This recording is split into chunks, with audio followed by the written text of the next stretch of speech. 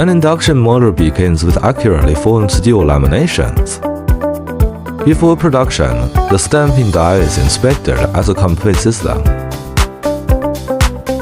Guide posts, inserts, and cutting edges must align precisely.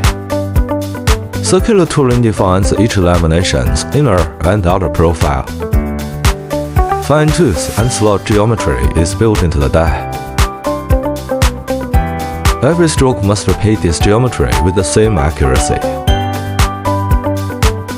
Close inspection confirms the working sections are correctly positioned.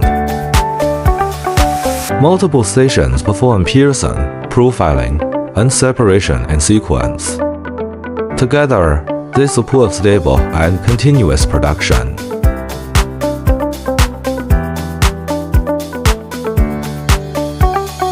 Electrical steel enters the press line as a tightly wound coil.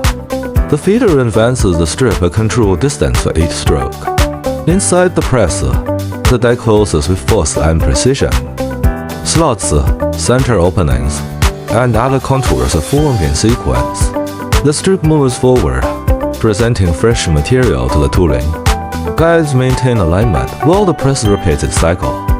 This steady rhythm produces uniform motor laminations at scale. Automatic controls maintain feeding accuracy and stable press operation. Finished rotor laminations emerge with clean, evenly spaced slots. Matching Stator laminations show consistent teeth and slot geometry. Stacked rotor laminations form a compact, finished core.